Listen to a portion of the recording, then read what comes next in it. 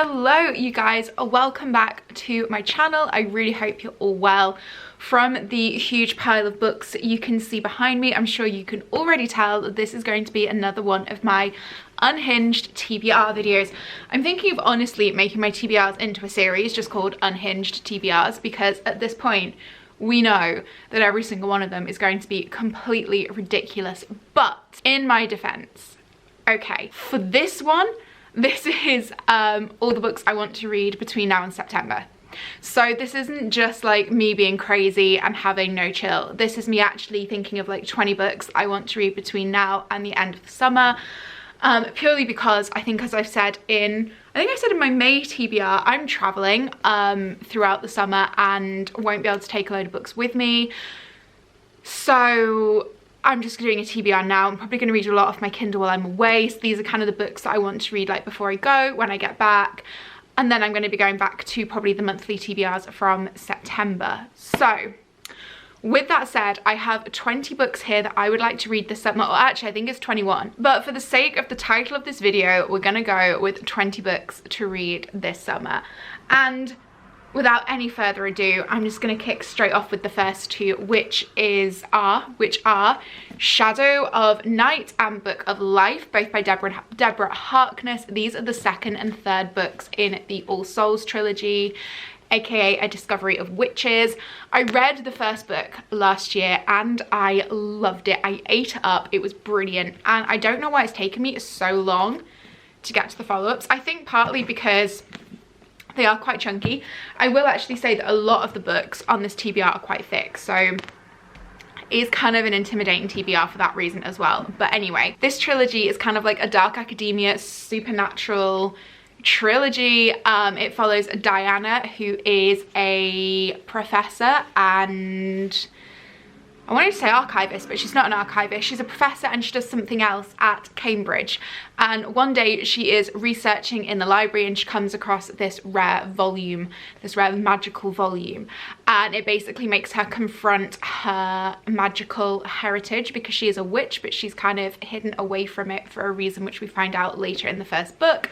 But it turns out that this book that she has come across accidentally is wanted by a huge number of the magical community, and next minute we have all manner of supernatural beings descending onto Cambridge. We're having vampires, we're having other witches. It becomes very intense. So she teams up with Matthew, a vampire, and they're trying to uncover why this book is so sought after, and a lot of really interesting stuff goes down. Now, on first read of the book, I really liked the kind of fledgling love story between Diana and Matthew.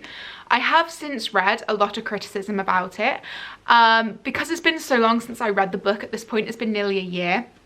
Honestly, I can't really remember why I loved it so much and whether or not I agree with these points, but it is kind of making me curious to see what I'm gonna think of that love story in these books, especially because this one's setting is going to be very different as well. If you've read the first one, you know what I mean. The ending of the first one very much kind of leads straight into the first page of this one, because I have read the first page. So I'm a little nervous, in all honesty, to see kind of like how I'm going to enjoy it. But anyway, yeah, I'm excited to finish this off. I'm excited to close this chapter. I really want to watch the TV adaptation, but I'm wanting to wait until I've read them all so I don't accidentally spoil myself. We all know how much TV adaptations like to just kind of skip ahead from book one into book two halfway through the first season.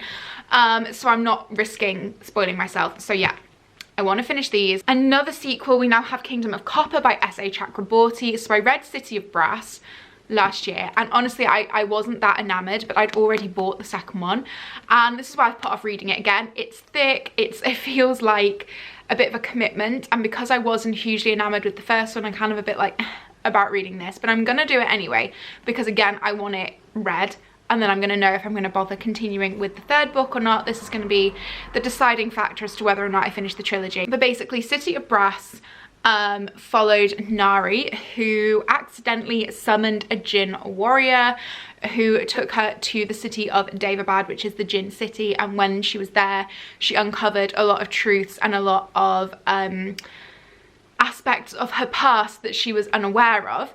the ending was interesting. It just kind of, I don't know what it was. It felt like it could have been so great, but the execution just lacked for me in that first book. However, the ending was good, which is the only reason why I didn't immediately unhaul the first one and this one unread.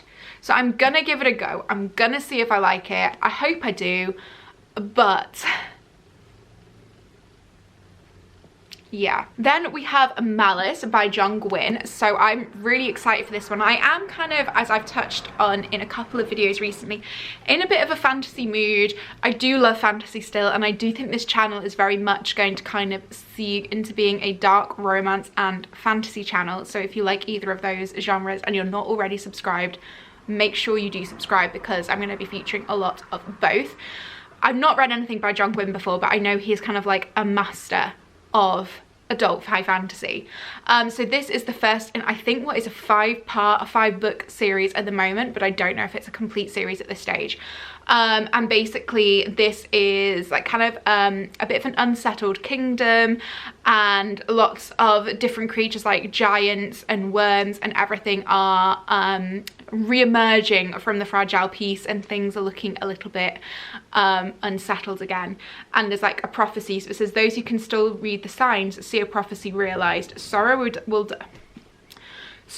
darken the world as angels and demons make it their battlefield. So there's like 2 prophesied fighters, I think, who are going to go blade to blade to try and save the world. And this was his debut, and apparently it was incredible. So yeah, I'm excited to read a John Gwynne. I'm really looking forward to it, and I'm looking forward to some fantasy, because like I say, it's been a while since I've read like a proper meaty fantasy like this. So I am really looking forward to it, and I'm hoping very much that it gives me what I am seeking. Speaking of fantasy, we also have The Dragon Republic by R.F. Kuang. Again, I don't know why I've been putting off reading this, because I actually really loved The Poppy War, and I think part of it is because I'm scared I'm not gonna like this as much as I like The Poppy War.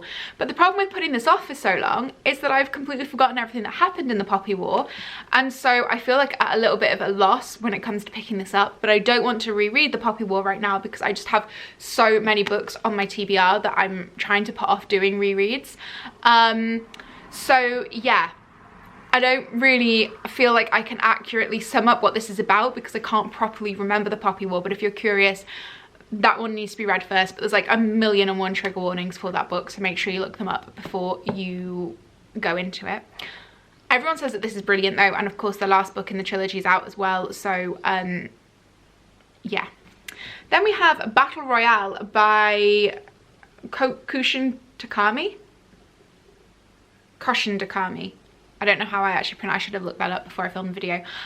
This is very similar in general plot to The Hunger Games, and a lot of people, when The Hunger Games came out, I think said that it was almost like a bit of a rip-off of Battle Royale. And now I've seen the first part of the film and really enjoyed it, but I can't remember why I didn't watch the whole thing. But my friend urged me to pick this book up when we were in Waterstones together, so I have done, and I haven't started reading it yet. So I feel like I need to get this read this summer, because everyone says it's incredible. But basically the premise is that a group of high school students are taken to a deserted island, and they're given arms, and basically they have to kill one another until only one survives. That's Battle Royale. So I think it's gonna be very bloodthirsty. I think it's gonna be quite graphic and obviously very violent. So I'm kind of nervous, but I am also really excited to read it. I need to get this read this summer. Again though, it's so thick.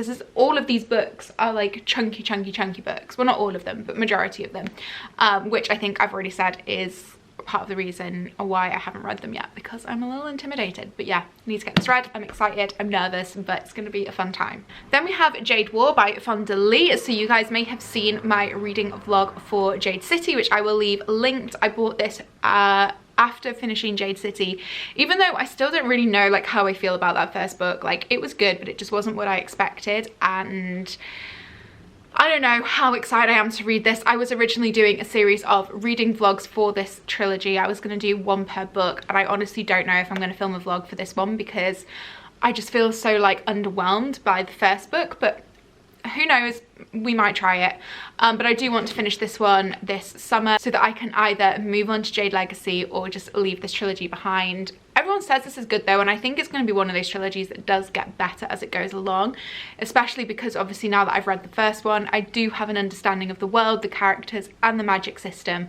So I'm hoping that that obviously helps with this one. Also, which I wish they'd done for the first one, there's like a glossary at the front so you understand who all the different clans and characters are and how they're all interlinked. That would have been so helpful in the first book. So helpful. But yeah, for anyone who hasn't read Jade City, basically it is an urban fantasy. It's kind of massively inspired by kind of like the Hong Kong gangster films, and basically it follows two rival clans who are battling out over the supply of jade, which is a kind of a drug that warriors use to enhance their abilities. However, there is an actual synthetic drug that is now on the market that ordinary people can use, and it allows them to wield jade as well. And obviously the two clans are coming to a head about both the supply of jade and the supply of this drug.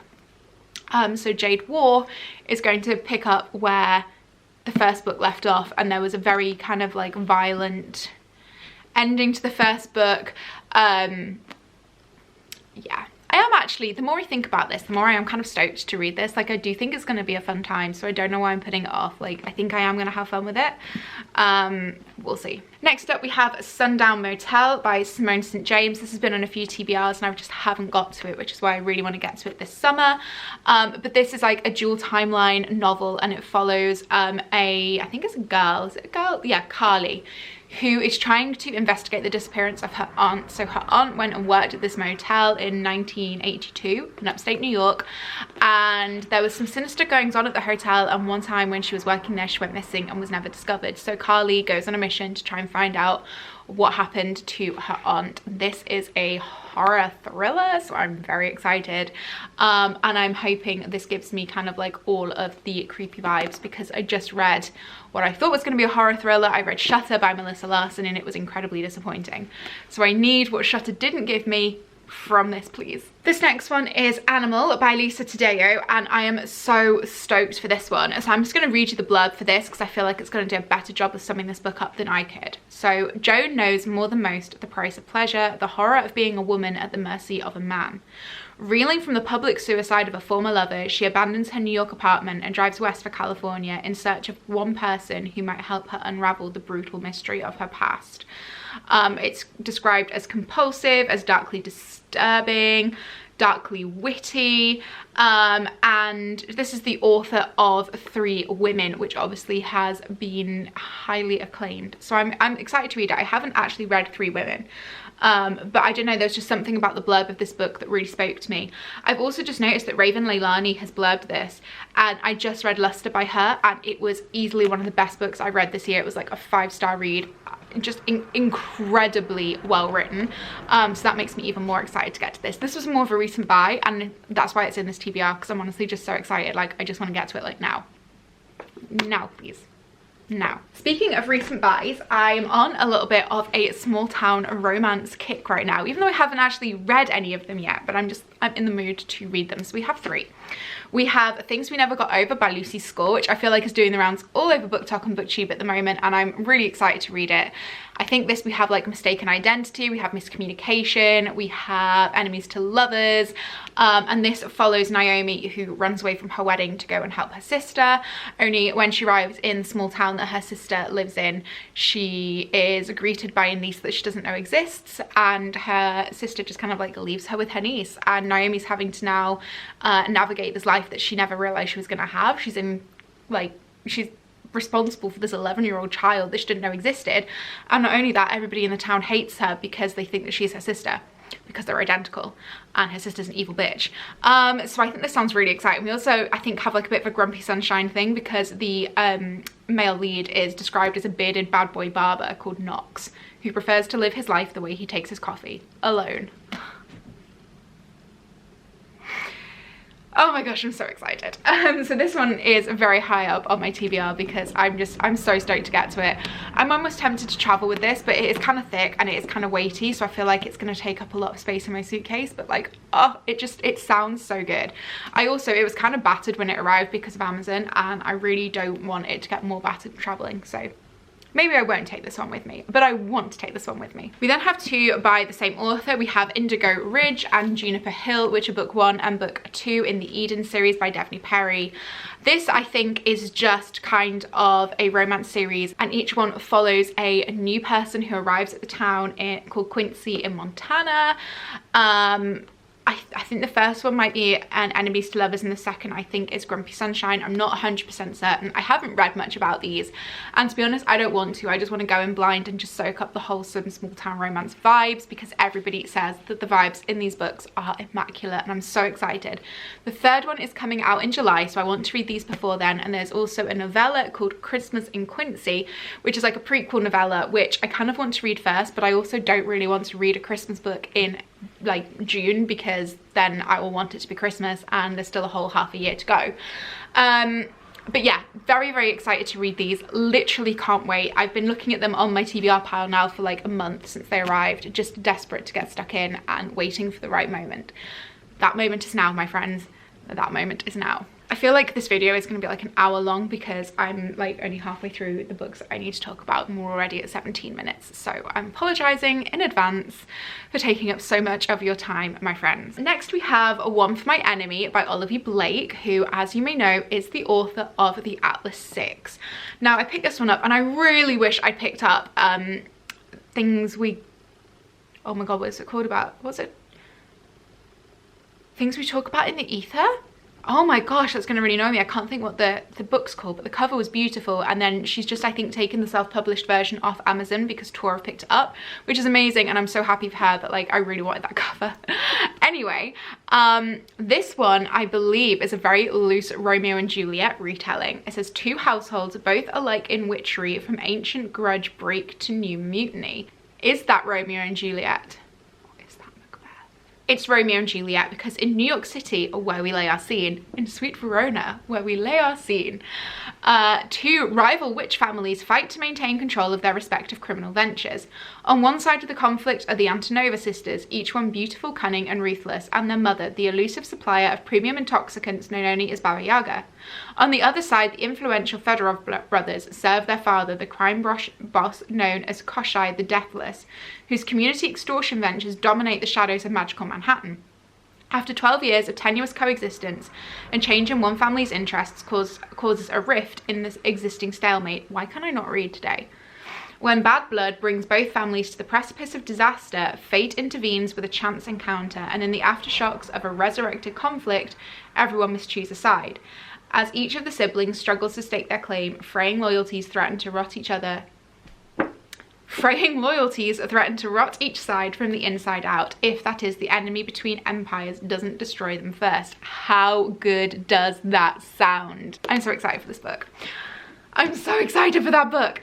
Then we have one which I was super excited for, and now I'm less excited for, and that is Book of Night by Holly Black. I do have the stunning Waterstones edition.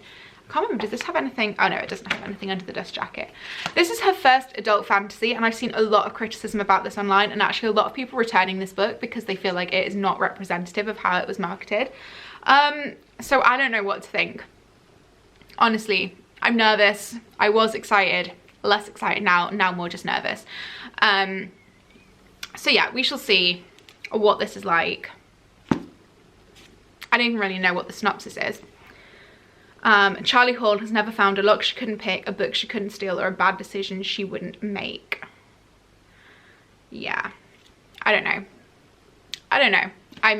Yeah, as you can probably tell, I'm not as excited about this. I just kind of want to get it read, because I feel like I can't unhaul a book if I haven't read the book. But I am nervous about that one, truly.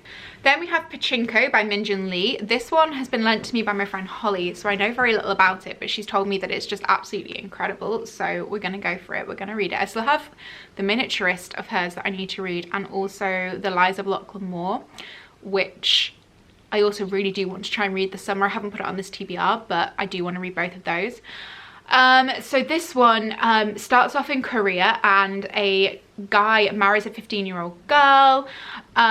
She falls pregnant, and then her child falls pregnant by a married man, and the family kind of faces ruin. So I think like a Christian minister offers her a chance of salvation and a new life in Japan as his wife. So I think it's like a it like follows her going to Japan, starting her new life and having to like adjust to a new culture and stuff, and everyone says it's brilliant. So yeah, I hope it does live up to expectations. Also, it matches my nails.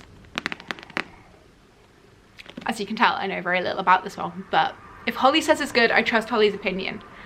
So okay, so basically this book I bought for 2 reasons and 2 reasons only. Firstly, the author's called Daisy Buchanan, and I'm 99.9% sure that's Daisy's surname in Great Gatsby, which is my favourite book of all time, and I should know the answer to that, but I'm now doubting myself because I'm on camera. And the second reason is just purely because of the back, which has careering, verb. Number 1, working endlessly for a job you used to love and now resent entirely, and 2, moving in a way that feels out of control. Just my life, basically, in a nutshell. And basically the protagonist has always dreamed of writing for a magazine, and she writes a blog around double shifts at the pub, which neither fulfills her creatively or pays the bills, which reminds me of me in my very early 20s. And I think it's like just a discussion on kind of toxic work relationships, toxic work environments, like the endless kind of like busy culture that we're in at the moment, the always on mentality. I'm interested to read it. I'm a writer. As you guys know, I write for work, I write as my hobby. I used to be a fashion blogger before I started talking about books. And yeah, this I think just speaks to me on quite like a deep level. So I'm excited to read it, even though I know very little about it. Like I say, I literally bought it because of the author, because of that. And then also Imogen is in a toxic relationship with her job. Okay guys, I'm going to whiz through these last ones before my camera dies on me because I can see the battery starting to deplete. So we have The Mask of Mirrors by M.A. Carrick, which again I know very little about, only that it is the first in a fantasy duology, and it follows a pickpocket and a con artist, I believe, who is wanting to trick her way into a noble house, securing her fortune and her sister's future. I don't know anything more than that, and now I feel like I need to rush, so you're gonna get just the very short synopsis. Then we also have The Dangers of Smoking in Bed by Marina Enrique, which is a collection of short stories set in Brazil. These are supposed to be like darkly disturbing, creepy, horror driven, and I've been kind of like into short stories, poetry, and you know, little novellas recently, so I'm excited to get stuck into this. I like the fact that it's supposed to be darkly disturbing. Also, that cover is completely beautiful. So yeah, we shall see what I think about this. This week I finally read Conversations with Friends by Sally Rooney, and it gave me an existential crisis because Sally Rooney. And it made me immediately want to read Beautiful World, Where Are You?, which I've had on my TBR pile now for probably coming up on a year, and I haven't touched it. I was going to read it this week and then realised that I can't read 2 Sally Rooney books in a week because nobody can cope with that kind of emotional struggle.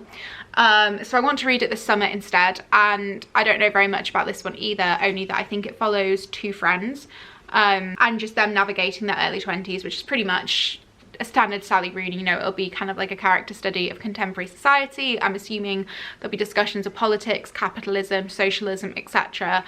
And also probably some kind of like heartfelt romantic elements as well. So yeah, I've heard that this is told through emails quite a lot, which I quite like. I like a bit of a multimedia type. I'm losing the ability to speak. I feel like you guys know what I mean. This has been a long video, okay? I've been talking now for like nearly half an hour, and my brain is ceasing to work, and I feel very under pressure thanks to my camera battery.